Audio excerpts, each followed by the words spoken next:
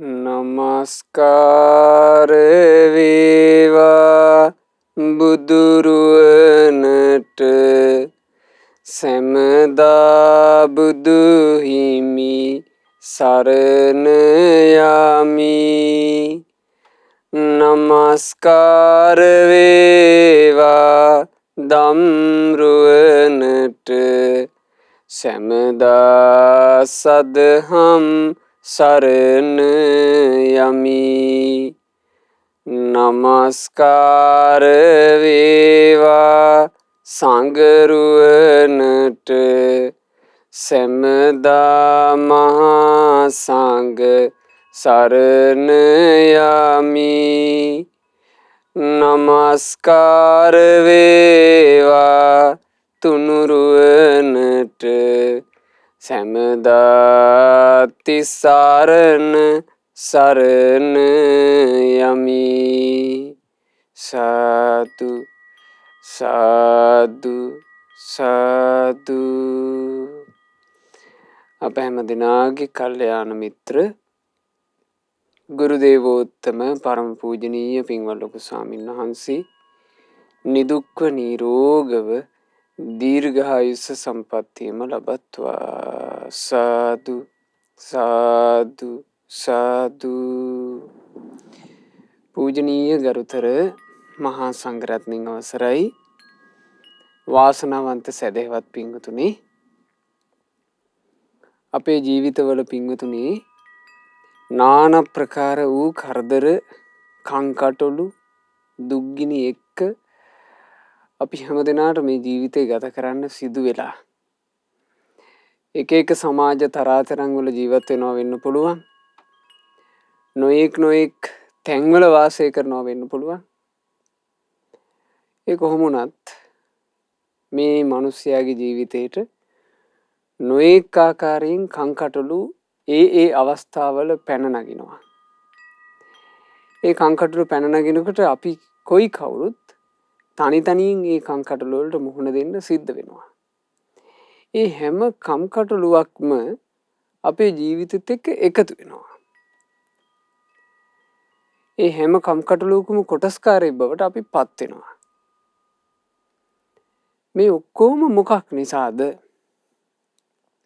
කෙනෙක් එහෙම හොඳට නුවණින් කල්පනා කරොත් එහෙම මේ ඔක්කොම මොකක් නිසාද කියලා පැහැදිලිව පේන දෙයක් තමයි මේ ඔක්කොම කෙලෙස් නිසා. කෙලෙසින්දා තමයි මේ ඔක්කොම ටික. හැම කරදරයක් එක්කම එකතු වෙන්න වෙලා තියෙන්නේ කෙලෙස් නිසා. හැම ප්‍රශ්නයකම බර ජීවිතේට අරගන්න වෙලා තියෙන්නේ කෙලෙස් නිසා. හැම ආරවුලක්ම හටගන්න මුල් වෙලා තියෙන්නේ කෙලෙස්. හැම නොසන්සිඳීමකටම හේතුව කෙලෙස්. කෙලෙස් නැති තැන තියෙන්නේ පුදුමාකාර සැපය.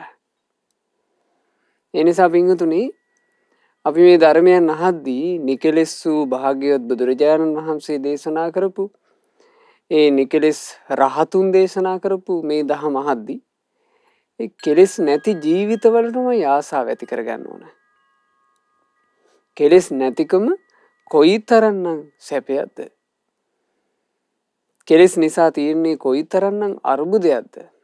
ආන්න එහෙම හැමතිස්සෙම හිතට අදහසක් මේ දහම් පද අහද්දී මේ අපි කරන ධම්මපදයේ මේ දේශනාව වෙන්න පුළුවන්, අනිකුත් උතුම් ධර්ම දේශනාව වෙන්න පුළුවන්, ස්වාමීන් වහන්සේලා සිද්ධ කරන ඒ හැම දේශනාවක් ශ්‍රවණය කරනකොටම ඒ නිකලෙස් ශාස්ත්‍රුන් වහන්සේ, නිකලෙස් රහත් මුනිවරු තමන්ගේ ජීවිතය සම්බන්ධයෙන් අරගත්තු තීරණ, ජීවිතේ දැක්ක විදිහ, මේ හැම එකක් මුල් කරගෙනම ඒ නිකලෙස් භාවයට ආසා කරන්න. කෙලෙස් කසට නැති සංසිඳිච්ච ලස්සන ජීවිතයට ආසා කරන්න.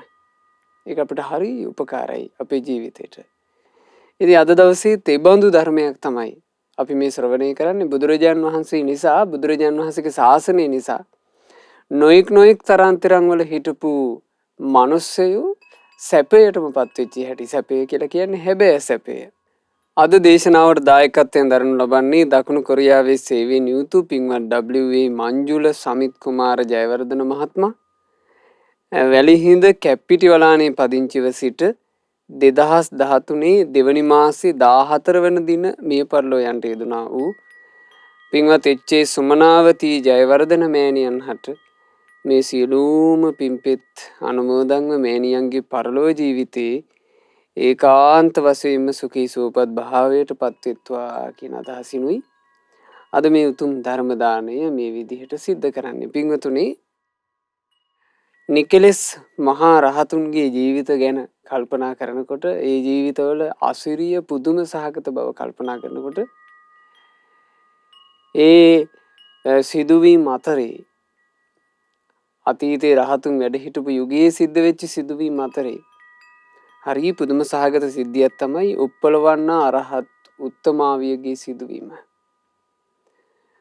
උප්පලවන්නා කියලා කියන්නේ බොහෝම ලස්සන තැනැත්තියක්. ඉතාම සුන්දර රූපකායක් උප්පලවන්නාවට තිබුණේ.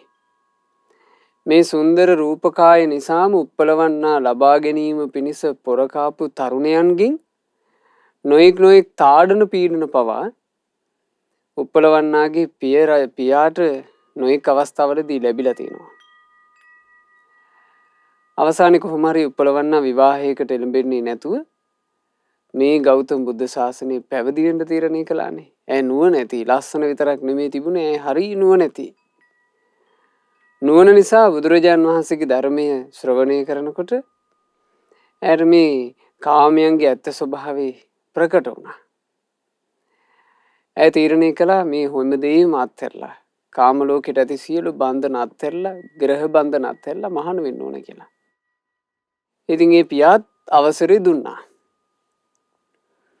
ගෞතම ශාසනයේ ඇය පැවිදි වෙලා ඊටාම කෙටි කාලයයි නිකලෙස් මහා රහත් තෙරණියක් බවට පත් වුණා. සියලු කෙලෙස් දුරු කරපු උත්තමාවියක් බවට පත් වුණා. හැබැයි මේ උප්පලවන්නා අරහත් උත්තමාවි මහාන වෙන්න පෙර සිටම ඇය කෙරෙහි බොහෝම සරාගීව හිටියා. ඇගේම පවුලේ ඥාති නන්ද කියලා කෙනෙක්. මේ කෙනා උප්පලවන්නා කුමාරිකාව සාමාන්‍ය තරුණ වයසට එනකොටම ඇය සම්බන්ධයෙන් තදබල රාග හිතක් ඇති කරගෙන හිටියා. ඇගේ පහස කොහොම හරි විඳින්න ඕන කියලා. පැවිදි වෙන්න ගියා කියලා ඒක වෙනස් වුණේ නැහැ. මේ නන්ද උප්පලවන්නා අරහත් උත්තමාවි පසුපස නිතර හඹා ගිහිල්ලා තියෙනවා. ඇය හුදකලාවේ වාසය කරන තැනක් අල්ලගන්න මොහු මාන බලාගෙන හිටියා. රාගයෙන් වසඟුණාම වෙන දෙයක්. රාගය කියලා කියන්නේ හරි අන්තරාය කර දෙයක්. ඒ අන්තරාය කර වූ රාගය හේතු කරගෙන කොයිතරම්නම් අරුබුද මේ වර්තමාන යුගයෙන් හටගන්නවද? ඔය අන්තර්ජාල ක්‍රමේ, තාක්ෂණික ක්‍රම මේවා නොයෙක් ආකාරයෙන් දියුණු වෙලා යාමත් එක්ක තව මේ තත්ත්වය වැඩි වෙනවා. දැන් බලන්න අධර්ම රාගයන් කොපමණ දකින්න ලැබෙනවද කියලා. රාගය කියලා කියන්නේ බොහොම භයංකාර එකක්. බුදුරජාණන් වහන්සේ වදාලා රත්තෝ අත්තං නජානාති. මේ රාගයෙන් වැසී ගියපු කෙනා රාගය හටගෙන ඒ රාගයෙන් යමෙක් වැසී යනවාද? ඒ රාගයෙන් වැසී ගියපු කෙනා, රාගයෙන් තදව ඇලී ගියපු කෙනා ජීවිතේ අර්ථය හඳුන ගන්න දක්ෂ වෙන්නේ නැහැ. රත්තෝ ධම්මන්න පස්සති. එසේ රාගයෙන් රත් වූ තැනැත්තාට ධර්මයේද නොපෙනේ. අන්ධන් තමන් තදා හෝති. එයාට අන්ධයාය කියලා කිව්වාට වැරද්දක් නැත. යම් රාගෝ සහතේ නරං. යම් මේ රාගයක් ඇද්ද ඒ රාගය විසින් මේ මිනිස්යව වනසනවා කියලා. ඒක හරි ප්‍රකටයි. අර නන්දව වෙනසුවානේ මේ රාගය විසින්. නන්දට මේ පැවිදි වෙච්ච භික්ෂුණියක් කියලා දැක ගන්න බැරුව ගියා. අනේ භික්ෂුණියට කරදරයක් කරන්න හොඳ නේද කියලා. එහෙම දැක ගන්න බැරුව ගියා. ඒ භික්ෂුණීන් වහන්සේට අනිත් අය වන්දනාමාන කරනවා නේද? අනේ මාත් වන්දනාමාන කරලා පිනක් අපුරව ගන්න ඕන කියලා. එහෙම දකින්න බැරුව ගියා.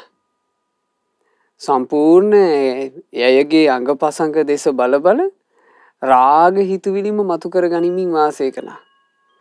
රාග හිතවිලිම කෙනෙක් මතු කර ගනිමින් වාසය කරනවා නම් රාගය කියන එක ගැන බයක් නැත්තම් ඒ කෙනාගේ හිත අනුක්‍රමිකව අර රාගය විසින් වහ ගන්නවා. රාගය කියන එක අපේ හිත ඇතුලේ උහි වැඩෙන්න දුන්නොත් තියෙන අනතුර ඒක. රාගය විසින් මේ පුද්ගලයාව වසා ගන්නවා. හරියට මහා බලගතු අමනුස්ස දිෂ්ටියක් ඇවිල්ලා යම් මිනිසෙක් වහ ගන්නවා වගේ. සම්පූර්ණයෙන් අර රාගයේ බලගතු වෙලා ඒ බලගතු රාගය විසින් අර පුද්ගලයාව ග්‍රහණය කරගන්නවා. එතකොට මොකද්ද වෙන්නේ? නේව අත්තත්තං ජානාති. තමන්ගේ යහපත අඳුරගන්න බැරුව යනවා. නේව පරත්තං ජානාති. පරාර්ථය අන් අයගේ යහපත අඳුරගන්නත් බැරුව යනවා. නේව උභයත්තං ජානාති. දෙපාර්ශවයේම යහපත අඳුරගන්න බැරුව යනවා. ඒ කිසිවක් අඳුනගන්න බැරුව සම්පූර්ණයෙන් අසරණ භාවයකට පත් වෙනවා. සුචරිතය මෙයයි කියලා අඳුනගන්න බැරුව යනවා. දුෂ්චරිතය මෙයයි කියලා අඳුනගන්න බැරුව යනවා. බුදුරජාණන් වහන්සේ දේශනා කළා රාගෝ කෝ භික්කවේ මහණෙනි රාගය යනු අන්ධ කරනෝ මේ සත්වයාගේ නුවණැස අන්ධ කර දමන දෙයයි. එයාට යම් ධර්මයක් නුවණින් දැක්ක යුතුද ඒ ධර්මයේ නුවණින් දැක ගන්න බැරුව අන්ධ වෙලා යනවා. අචක්ඛු කරනෝ රාගය යනු නුවණැස නැති කර දමන දෙයයි. පඤ්ඤා නිරෝධිකෝ රාගය යනු ප්‍රඥාව නිරුද්ධ කරන දෙයයි. රාගය කියලා කියන්නේ අඥාන කරනෝ මෝඩයෙක් බවට පත් කරන දෙයයි. විඝාත පක්ඛිකෝ රාගය දුකට ඇද දමනා දෙයයි. අනිබ්බාන සංවතිනිකෝ නිවන අහිමි කරන දෙයයි රාගය. මේ ඔක්කොම උනානේ නන්දට. උපලවන්න අරහත් උත්තමාවිය එක්තරා හුදෙකලා කුටියක විවේකයෙන් වැඩ ඉන්නකොට නන්ද කුරුමාණන් අල්ලල්ලා හිටියා. මේ අරහත් උත්තමාවිය ඒ කාලේ දුර ඈතට පිණ්ඩපාතේ වඩිනවා. පිණ්ඩපාතේ වැඩම කරලා යලි කුටියට පැමිණෙනකොට ඒ ශරීරයට මහන්සි. එනිසා ඒ උත්තමාවිය පිණ්ඩපාත දානේ වන්දනටත් පෙර මද විවේකයක් කරගන්නවා. නන්ද මේව බලාගෙන හිටියා. නන්ද කල්පනා කළා මේ පිණ්ඩපාතේ කරගෙන ඇවිල්ලා පිණ්ඩපාතේ දානේ වළඳන්න පෙර විවේකයක් ගන්න කයට ක්ලාන්ත නිසානේ. මේක තමයි හොඳ වෙලාව. එක දවසක් උප්පලවන්න අරහත් උත්තමාවිය උදෑසනින්ම පිණ්ඩපාතේ පිණිස පිටත් වුණාම මේ පුද්ගලයා හොර රහසේම කුටිය ඇතුළට ගිහිල්ලා ඒ කුටියේ සැඟවුණා. අරහත් උත්තමාවිය පිණ්ඩපාතේ කරගෙන පැමිණෙනකන් බලාගෙන හිටියා. ඒ උත්තමාවිය දුර ඈතකට පිණ්ඩපාතේ වැඩම කරලා ලැබිච්ච පිණ්ඩපාත දානිය අරගෙන කුටියට වැඩම කළා. දානේ වළඳන්න පෙර මද විවේකයක් ගන්න අර දානේ පාත්‍රේ පැත්තකින් තියලා ඒ උත්තමාවිය යහනේ යාන්තමට සැතපුණා. සැතපෙච්ච ගමන් අර හැඟවි හිටපු පුද්ගලයා ඒ උත්තමාවියගේ ශරීරය මතට කඩා පැන්නා. තමන්ගේ ලාමක ආසාව ඔහු වහ කරගත්තා. ඒ අරහත් උත්තමාවිය එකම එක වචනයක් කිව්වා. නින්දිත පුරුෂය ඔබ වෙනසෙන්න එපා. නින්දිත තැනැත්ත ඔබ වෙනසෙන්න එපා. අවාසනාවන්තය වෙනසී යන්න නම් එපා. ওই වචනේ කිව්වා.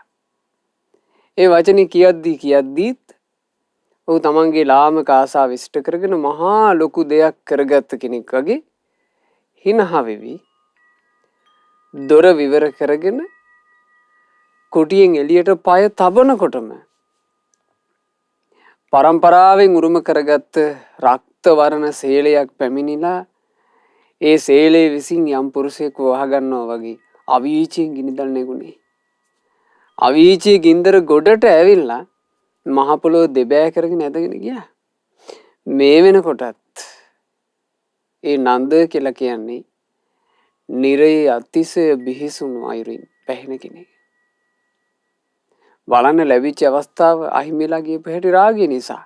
රාගය කියන අකුසලෙත් එක්ක එකතු වීම නිසා නන්ද එහෙම මහා අරුබුදයක් හදාගන්නකොට ඒ අරහත් උත්තමාවියගේ හිතේ කිසිදු ක්ලේශ කසටයක් නැති නිසා ඒ උතුමාව සැනසෙල්ල ඉන්නවා බලන්න. මේ නිකලස් භාවය කියන එක කොච්චර සොඳුරුද කියලා. මේ නිකලස් භාවය ගැන ඒ කාලේ ඒ මිනිසුන්ට උනත් මේක හරියට තෝර බේර ගන්නට බැරුව ගියා. ඉතින් ඒ කාලේ මිනිස්සු කතා වෙලා තිනවා මේ උපලවන්න අරහත් උතුමාවියගේ සිද්ධ වෙච්චි මේ සිදුවීමත් එක්ක භික්ෂූනුත් කතා වුණා. මුල් කාලේ භික්ෂූන් කතා වුණා. ඊළඟට භික්ෂුණීන් කතා වුණා අයියෝ දැන් මේ අරහත් උතුමාවිය මේ උප්පලවන්නාව අරහත් උතුමාවිය කියලා නෙමෙයි. මේ උප්පලවන්නාව දැන් පරාජික වුණා නොවේද කියලා. භාග්‍යවත් බුදුරජාන් වහන්සේ ළඟට උප්පලවන්නාව කැඳෙව්වා. බුදුරජාන් වහන්සේ අහනවා උප්පලවන්නා ඒ සිදුවීම සිද්ධ වෙනකොට නුඹ ඉවසුවාද? ඒ උප්පලවන්නා කියනවා ස්වාමීනි භාග්‍යතුන් වහන්සේ ඒක හරියට අහසට පොළොව වගේ. ස්වාමීනි එහි යම් ක්‍රියාවක් සිදු වුණත් මගේ හිත කිසිම අයුරකින් එයත් එක්ක එකතු වෙලා තිබුණේ නැහැ. මං කිසිම ආකාරයකින් ඒක ඉවසුවේ නැහැ. බුදුරජාණන් වහන්සේ වදාලා එසේනම් උප්පලවන්නා ඔබට ප්‍රශ්නයක් නැහැ. භික්ෂූන්ට දේශනා කළා මහණෙනි මේ උප්පලවන්නාව සියලු කෙලෙස් නැසූ තැනැත්තියක් කිය. ඉතින් එතකොට තමයි උප්පලවන්න අරහත් උත්තමාවියක් කියලා ප්‍රජාව දැනගත්තේ. එතකොට සාමාන්‍ය මිනිස්සු කතා වෙන්න පටන් ගත්ත ටික කාලයක් යනකොට ඇත්තෙන් ඉතින් රහත් උනන් මිනිස් දුවක් නෙවෙයි. ලේමස් සහිත සිරුරක් නෙවෙයි තියෙන්නේ. වේලිය ගිය අප්‍රාණික මේ ගහක් තුඹහක් වගේ දෙයක් යයි. සිරුරකට හැම දෙයක්ම දැනෙනවා වගේ ඔය රහතන් වහන්සේටත් ස්පර්ශي වුණත් ඉතින් දැනෙනවානේ. සැප දුක් විඳිනවානේ.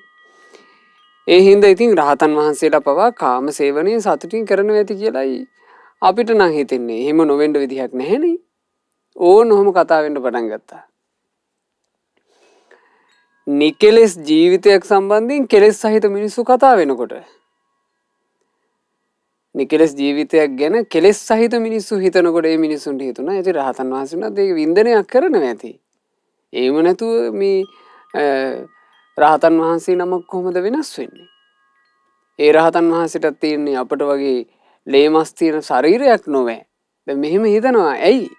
කෙලෙස් සහිත අය නෙමේ හිතන්නේ. නිකලස් ජීවිතයක් ගැන. කොහොම හිතා ගන්නද? එතන මිනිස්සු මෙහෙම කතා වෙනකොට භික්ෂුන් වහන්සේලාට මේක අහන්න ලැබුණා. භික්ෂුන් වහන්සේලාටත් ප්‍රශ්න හටගත්තා. භික්ෂුන් වහන්සේලා ධම්සභා මණ්ඩපේ ධර්ම දේශනාවට භාග්‍යතුන් වහන්සේ වැඩම කරනකන් ඔය ගැන කතා වෙවි ඉඳලා තියෙනවා. රහතන් වහන්සේ නමකගේ හිතේ ස්වභාවය නම් ආයස්මතුනි හිතා ගන්න අමාරුයි.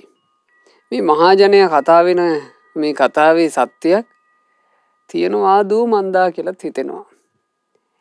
ඒ ඉතින් රහතන් වහන්සේටත් සැප දුක් දැනෙනව නෝ ආයස්මතුනි කියලා දැන් භික්ෂුණුත් ඒකටම එහෙම එකතු වෙලා කතාව. ওই වෙලාවේ භාග්‍යතුන් වහන්සේ වැඩම කළා. බුදුරජාන් වහන්සේ වදාලා මහණෙනි රහතුන්ටත් සැප දුක් දැනෙන බව හැබෑව. රහතුන්ටත් ස්පර්ශ ප්‍රත්‍යයෙන් විඳීම් හට ගන්න බව හැබෑව. නමුත් මහණෙනි රහතුන් තුල අවිද්‍යාව නැත. රහතුන් තුල මුලාව නැත. රහතුන්ට කිසි කලෙකත් අසුභයේ සුභ සංඥා හටගන්නේ නැත. අසුභ දෙයක් ගැන සුභ සංඥාවක් රහතුන්ට හටගන්නේ සංඥා විපල්ලාස රහතුන්ගේ ජීවිතේ නැහැ. අසුභ වූ දෙයක් සම්බන්ධයෙන් සුභ හැඟීමක් රහතුන්ගේ හිතක හිතුවිලි මාත්‍රයකින්වත් හටගන්නේ. දැන් බලන්න සාමාන්‍යයෙන් ලෝකේ ගත්තොත් එහෙම අසුභ දෙයක්ම සුභ සංඥාවෙන් වැඩිපුර හිතා වාසය කරන එකක් නේ තියෙන්නේ. අසුභ දේම සුභ වශයෙන් මවමව පෙන්වන එක නේ තියෙන්නේ. ඒක තුලම ගිලිලානේ වාසය කරන්නේ.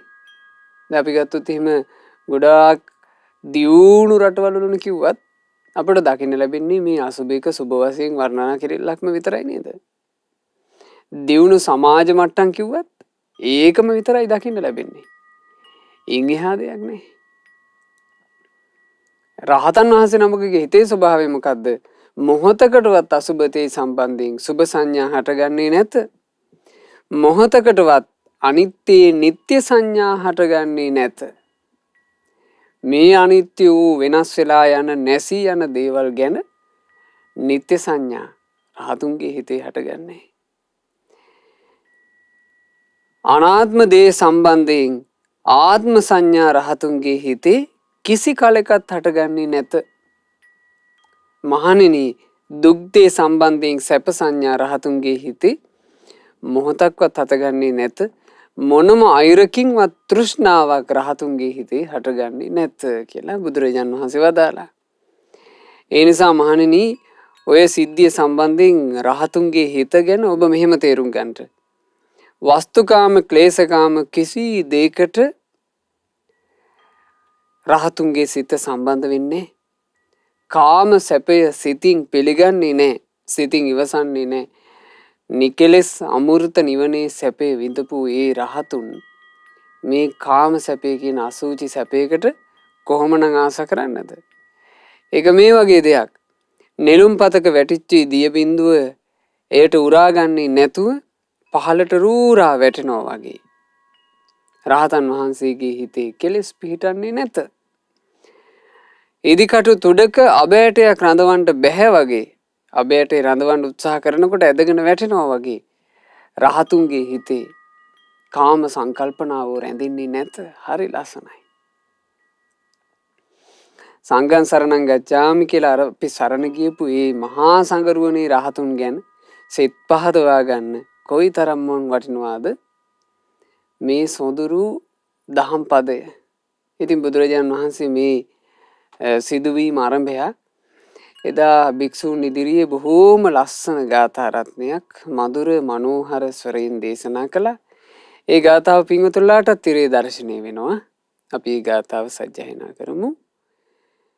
වාරිපොක්ඛර පත්තේව ආරග්ගේරීව සාසපෝ යෝන ලිප්පති කාමේසු තමහං බ්‍රෝමි බ්‍රාහ්මනං නිලුම්පතින් ගිලිහි වැටෙනා දිය බිඳුවක් විලසින්නේ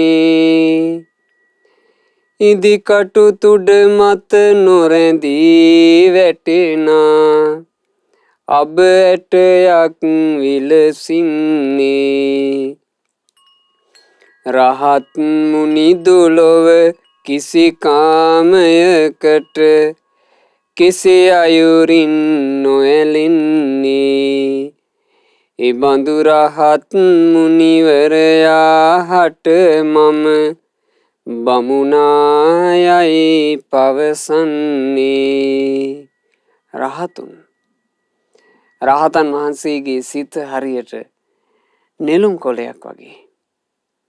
ඒ හිත හරියට සියුම් ඉදිකටු තුඩක් වගේ. නෙළුම් කොළයක දිය බිඳු රැඳෙන්නේ නැත. ඉදිකටුවක තුඩේ කිසිම අයුරකින් අබ ඇටයක් රඳවන්නට බැරිය. ඒ වගේ රහතන් වහන්සේ කිසිම කාමයකට කිසිම අයුරින් ඇලෙන්නේ නැහැ. අන්න ඒ බඳු මුනිවරයාටයි ලෞතර භාග්‍යවත් බුදුරජාණන් වහන්සේ ශ්‍රේෂ්ඨයා කියලා කියන්නේ. බලන්න, ඒ අරහත්ත්වයට පත්වෙච්ච උත්තමාවි මහා අර්බුදයක් යයි කියන තැනක ඒ කිසිවක් එක්ක එකතු නොවී හිටපු හැටි. හැබැයි කෙලෙස් දුරු නොකරපු තැනැත්තා ඒකත් එක්ක තදින්ම එකතු වී අවසානයේ නිරයේ ගිනි දැල් අතරේ වෙලෙන කෙනෙක් වෙච්ච හැටි. ජීවිතේ ප්‍රශ්න එන්න පුළුවන්. ඒ ප්‍රශ්න එන අවස්ථාවල කෙලෙස් සහිත අය විදිහට අපිට අසරණ භාවයන් උපදින්න පුළුවන්. හැම මොහොතකම පින්වතුනි, නිකලස් මුනිවරුන්ගේ ජීවිතය ගැන හිත හිතා තමන් සම්බන්ධයෙන් මේ මෙහෙම හිතුවිල්ලක් ඇති කරගන්න. මේ ප්‍රශ්න ඔක්කොම මට තියෙන්නේ කෙලෙස් හින්දා. කෙලෙස් නැති ජීවිතේමයි සැප. අපිට ඒ විදිහට කල්පනා කරන්න පුළුවන් නම් පින්වතුනි, අපේ කල්පනාව උතුම් කල්පනාවක්. මේ උතුම් කල්පනාව තුළින් අපිට බොහෝ කල් යහපත උදා කරනවා. ඒ නිසා ප්‍රශ්න වලට මුහුණ දෙන්න වෙනකොට හැමතිස්සෙම ඔබ කල්ැතුම හිතට අදහසක් දීලා තියන්න. ප්‍රශ්නයක් ඉස්සරහා මං කවදාවත් කලබල වෙන්නේ නැහැ. මොකද කලබලය කියන එක මට නිර්මාණය කරලා දෙන්නේ කෙලෙස් වලින්. කෙලෙස් නැති රහතුන් කලබල නොවි මේ අරුබුද හැම දෙයක් ඉස්සරහාම උපේක්ෂාවෙන් හිටියා වගේ. මම මේ රහතුන් ගැන සිහි කර කර කලබලයකින් තොරව ඉන්නවා. රහතුන් ගැන හිත හිතා කලබලයකින් තොරව ඉන්න. රහතුන් ගැන හිත හිතා කලබලයකින් තොරව වාසය කරන්න. දැන් මේ උපලවන්න අරහත් උත්තමාවියගේ ඔය සිදුවීම ගත්තහම සමහර වෙලාවට ඒ කාලේ ඇතැමු ඕක පිළිගන්නේ නැතුව ඇති. මේ උත්තමාවි පරාජිකාවට පත් වෙලා මේ ශාසනයේ වාසය කරනවා කියලා දොස්පරොස් පවසන අය ඉන්නේ නැති. ඒ වායේ ගොල්ලන්ට. ඒකේ අරහත් උත්තමාවියට අදාළ උන්නේ උත්තමාවිය නිකලස්. නොයෙක් ආකාරයෙන් මේ අරහත් උත්තමාවියගේ ඔය සිදුවීම ආරම්භය නොයෙක් විහිළු තහළු කතා හර්තපු මෝඩ උදවි ඒ කාලේ ඉන්නේ නැති. ඒවායේ අරහත් උත්තමාවියට අදාළ නැහැ. ඒවා ඒගොල්ලන්ට. ගොඩාක් රහතුන් ගැන හිත පහදවා ගත්ත අයත් ඉන්නේ නැති. ඒවත් ඒගොල්ලන්ට. ඒ නිසා හොඳට මතක තියාගන්න. මේ දේ හොඳට මතක තබාගෙන අපි නිකලෙස් රහතුන්ගේ ගුණයට හිත පහදින්න, හිත පහදවා ගැනීම පිණිස, රහතුන් නිතර සිහි කිරීම පිණිස අපේ තුල හටගන්න නොයෙක් අරුබුදම මුල් කරගන්න ඕන. අපි ගත්ත බින්දුනේ අපේ හිතට රාගයක් හෝ ද්වේෂයක් හෝ යම්කිසි අකුසලයක් හටගෙන මේ අකුසලෙන් අපිට වෙහෙස උපදිනවා කියලා හිතන්න. එතකොට අපිට හිතන්න බැරිද? මම නම් දැන් මේ අකුසලෙන් දුක් විඳිනවා. මම නම් ගුටි කනවා මේ අකුසලෙන්. මම මේ අකුසලෙන් ගුටි කෑවාට අනේ උතුම් රහතුන් වහන්සේලා ආර්ය අෂ්ටාංගික මාර්ගය කියන ඒ සොඳුරු නිවන් මාගේ සීල සමාධි ප්‍රඥා දියුණු කරලා ඒ උතුමේ රාගයක් දුරු කළා, ද්වේෂයක් දුරු කළා, මෝහයක් දුරු කළා. හැම ප්‍රශ්නකින්ම නිදහස් වුණා. ඒ උත්තමයන් නම් ඒකාන්තයෙන් සුපටිපන්නයි.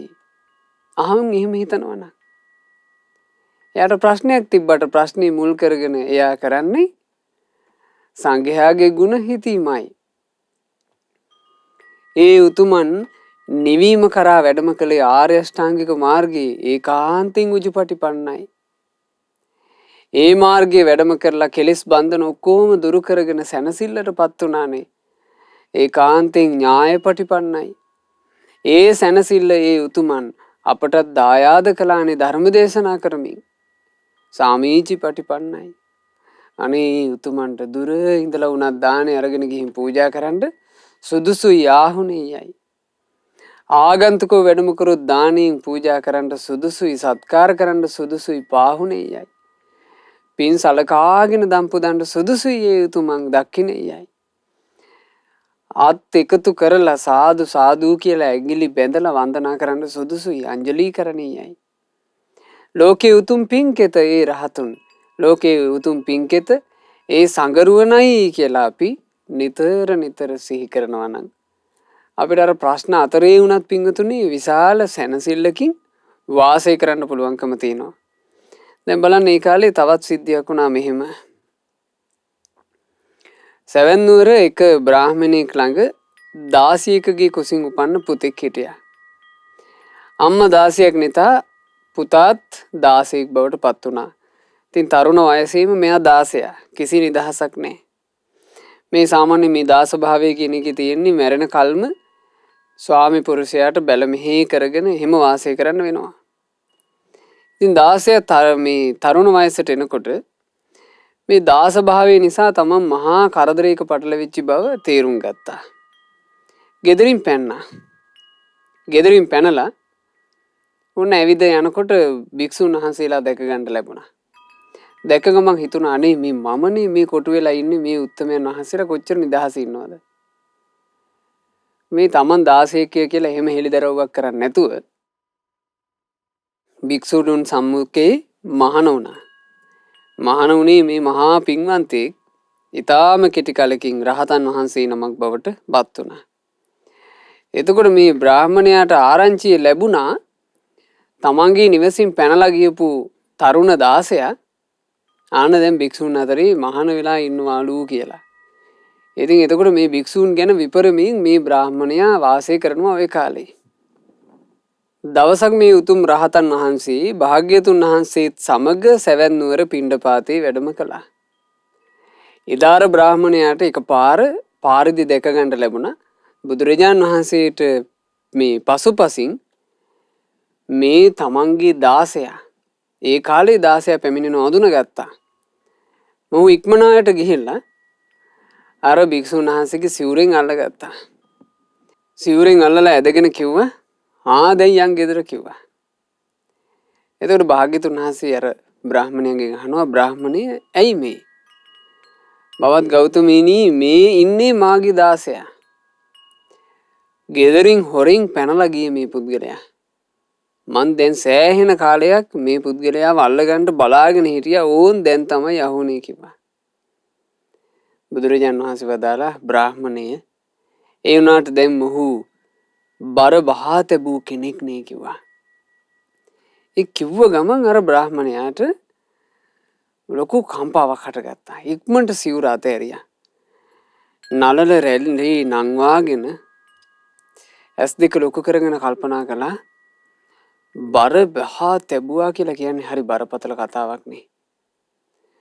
බර කියලා මේ ශ්‍රමණ බවත් ගෞතමයන් වහන්සේ හඳුන්වන්නේ කෙලෙස් බරටයි.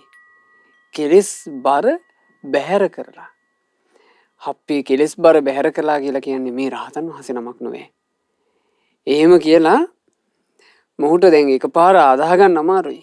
දැන් ඇත්තටම පින්වතුනි මේ කාලේ නම් ඒ කියන්නේ මේ පින්වන්තයෝ මහාන වෙලා ඉතා කෙටි කලකින් කෙලෙස් නසා දමනවනේ. ඉතින් එහෙම වේගින් රහතුන් බිහි වෙනකොට ඒ කාලේ හරි පුදුම සහගත විදිහට මේ සමාජයේ මේ වගේ දේවල් දකින්න ලැබෙන්නේ නැති. දැන් ටික කාලයකට කලින් නිවසේ හිටපු 16 දැන් කෙලෙස් බර බහා තැබූ කෙනෙක් කිව්වම අදහන්න බෑනේ. මේ බ්‍රාහ්මණය අයපාරක් අහනවා. ඇත්තෙන්ම බවත් ගෞතමීනි ඔබ වහන්සේ කිව්වේ මේ කෙනා බර බහා තැබූ කෙනෙක් කියලාද? ඒ කිව්වේ නිකලස්ද කියලා ඇහුවා. එතකොට බුදුරජාණන් වහන්සේ වදාළා එසේ බ්‍රාහ්මණ මොහු හැබෑවටම බර බහා තැබූ කෙනෙක් නිකලස් කෙනෙක්. එහෙම කියලා බුදුරජාණන් වහන්සේ හරි ලස්සනට ගාථාවක් වදාලා යෝ දුක්ඛස්ස පජානාති ඉදේව කයමත්තනෝ පන්න භාරං විසංයුත්තං තමහං බ්‍රෝමි බ්‍රාහ්මනං යමෙක් දනීනම් මේ දුක මෙනෙවින් මෙහිදිම නැසුවේ නම් තම කෙලෙසුන් බැහැර දෙමුවේ හැම කෙලෙස් බර එක් නොයේ කිසි දෙයක් හා ඒ රහත් මුනිදුහට මම බමුණා කියා පවසමි.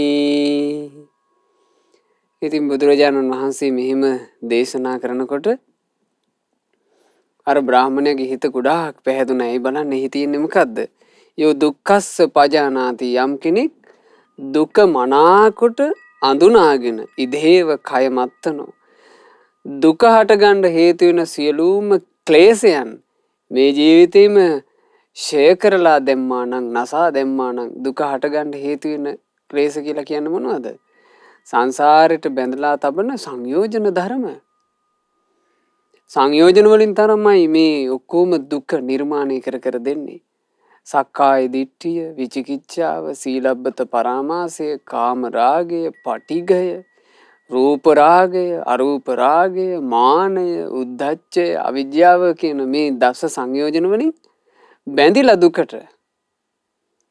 දුකෙන් එතෙර වුණා. දුකෙන් එතර වුණේ ඒ ඔක්කොම සංයෝජන ධර්මයන් ක්ෂය කරලා දාලා. ඒ බඳු කෙනාට තමයි කෙලෙස් බර බහර තැබූ කෙනා කියලා කියන්නේ. කිසිවක් එක් නොවුණු කෙනා කියලා කියන්නේ. ආන්ගේ රහත් මුනිදුන් හට ශ්‍රේෂ්ඨයා කියලා කියනවා කියන බුදුරජාණන් වහන්සේ දා දේශනා කළා. දේශනා කරපු ගමන් මේ බ්‍රාහමණය ගොඩාක් හිත පහදව ගත්තා. හිත පහදවාගෙන අර තමන්ගේ 16 වුණ දැන් අරහත් භික්ෂුවට වන්දනා කළා. ඉතින් බුදුරජාණන් වහන්සේ ওই සිදුවීමෙන් පස්සේ පසු කාලීනව සිල්පද පවා පැනෙව්වා. ඒ බඳු 16 ස්වාමියාගේ අවසරය අරගන්නේ නැතුව මහාන වෙන්න ආවට මේ ශාසනේ මහාන කරගන්න එපායි කියලා. ඇයි නොයි කරබුද හට ගන්න නිසා. ඉතින් නමුත් බලන්න පින්වතුනි නොඑක් සමාජ තරාතිරම් වල හිටපු අය උස්පහත් ભેදයකින් තොරව බුදුරජාන් වහන්සේගේ ශාසනය තුලින් සැපේ උදා කරගත් ආකාරයේ සැපේටපත් වුණ ආකාරයේ ඉතින් තිලෝගුරු බුදුරජාණන් වහන්සේ ඒ කාලේ භික්ෂුන් වහන්සේලා පිරිවරාගෙන රජගහ නුවර ගිජ්ජකූට පර්වතයේ වැඩ වාසය කළා. එහි වැඩ ඉන්නකොට ඊටාම ලස්සන සිදුවීමක් සිද්ධ වුණා. රාත්‍රී පළමු යාමයේ තිලෝගුරු භාග්‍යවත් බුදුරජාණන් වහන්සේ ඉදිරියේ දහම් ඇසීම පිණිස සක්දෙව් රජු ප්‍රමුඛ කොට මහා දෙව් පිරිසක් පැමිණලා හිටියා. බුදුරජාණන් වහන්සේ ගිජ්ජකූට පර්වතයේදී මේ දෙවිවරුන්ට එදා දහම් කතාව කරනවා. ඔය මොහොතේ එක්තරා භික්ෂුණියක් අහසින් වැඩම කළා බුදුරජාණන් වහන්සේව වන්දනාමාන කිරීම පිණිස. ඒ මොහොතේ සක්දෙවිඳු ඉන්නවා දැකලා ඒ භික්ෂුණිය අහසේදීම නැවතිලා බොහෝම ආදරයෙන් බුදුරජාණන් වහන්සේට වන්දනා කරලා යලිත් හැරිලා පිටත් වෙලා ගියා. ඉතින් සක්දෙවිඳු බුදුරජාණන් වහන්සේ දහම් කතාව අවසන් කරන තෙක් ඉඳලා මෙහෙම ඇහුවා. ස්වාමිනී භාග්‍යතුන් වහන්සේ දැන් අර අපි දහම් කතාව ශ්‍රවණය කරමින් ඉද්දී අහසින්ම වැඩම කරලා අහසේදීම වන්දනා කරලා ඒ හැරිලා ගියපු ඒ ආනුභාව සම්පන්න භික්ෂුණිය ඒ කවුද? දේවේන්ද්‍රය ඔය පැමිණියේ තථාගත ශ්‍රාවක දියණියක් නේ. ඇගේ නම කේමා. කේමා රහත් උත්තමාවි. බලන්න කේමා රහත් උත්තමාවියගේ සිද්ධිය පින්වතුන්ලා අහලා තියෙනවා. බුදුරජාණන් වහන්සේගේ ශ්‍රී සද්ධර්මයේ මුණ ගැහෙන්නට පෙර මහා මුලාවක් තුල තමන්ගේ රූපයෙන් මත් වෙලා වාසය කරපු තැනැත්තියක්.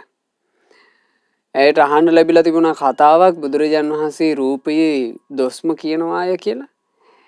ඒ කතාවත් එක්ක භාග්‍යතුන් වහන්සේ බැහැ දකින්න යාම පවා ප්‍රතික්ෂේප කරලා හිටපු තැනැත්තියක්. ඒ උත්තමාවි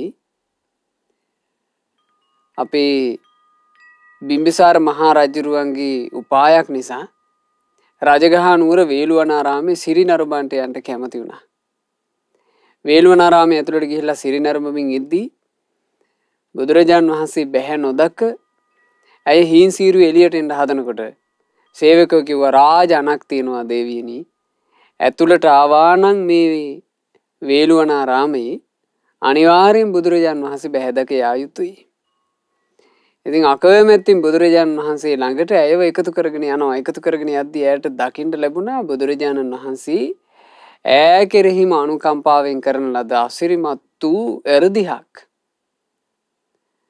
ඇයට පේනවා භාග්‍යතුන් වහන්සේ ඉදිරියේ ඊටාම සුන්දර රූපසපුවක් ඇති මනුස්ස ශරීර ස්වභාවයන් ඉක්මවා ගියපු මනුස්ස ලෝකේ දැක ගන්න නැති තරම් ලස්සන කෙනෙක් බුදුරජාණන් වහන්සේට පවන් සලන හැටි දැක්ක ගමන් ඇය විස්මයටපත් වෙලා පැත්තකින් වාඩි වෙලා අර ස්ත්‍රියව දෙස බලාගෙන හිටියා. යම් මේ ජීවිතයකට කාලයක් ගත වෙනකොට සිද්ධ වෙන දෙයක් තියෙනවද? ඒදී භාග්‍යතුන් වහන්සේ ඉරදීන් වේගෙන් පෙනෙන්න සැලැස්සුවා. දැන් පින්වතුනි අපිට නුවණින් දැක ගන්න තියෙන්නේ මේක. අපේ ජීවිතේට යම් කාලවකවානුවක යනකොට සිද්ධ වෙන දේ අපි කල්ැතුව නුවණින් දකින්න ඕන. ඉතින් බුදුරජාණන් වහන්සේ දා කේමා බිසෝන් වහන්සේට මේකට උදව් කළා. බුදුරජාණන් වහන්සේ එරදිහින් විනාඩි කිහිපයක් ඇතුලේ අර මුළු ස්ත්‍රී රූපයම අනුක්‍රමිකව වේගෙන් වයසට යන්න සැලැස්සුවා. වයසට යෑම කියන එක ප්‍රකට කෙරෙව්වා. ජරාව කියන එක ප්‍රකට කෙරෙව්වා.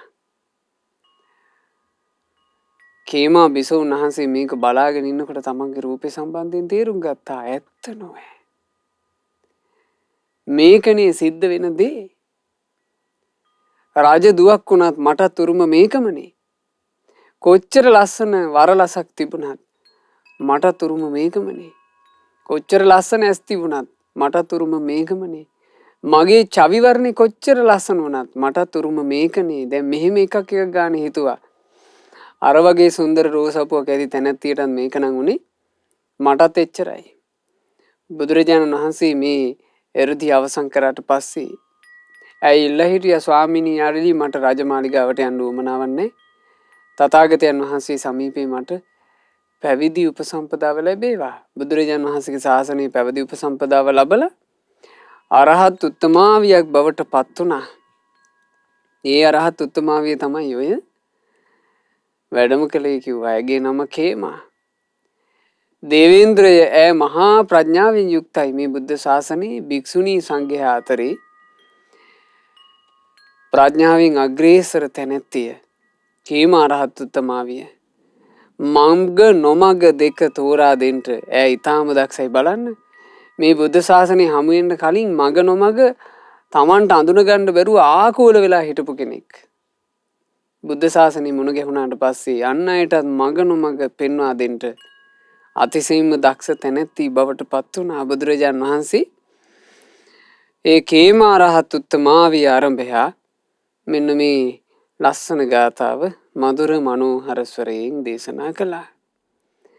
ගම්භීර පඤ්ඤං මේධාවින් මග්ගා මග්ගස්ස කෝවිදං උත්තමත්තං අනුපත්තං තමහං බ්‍රෝමි බ්‍රාහ්මනං.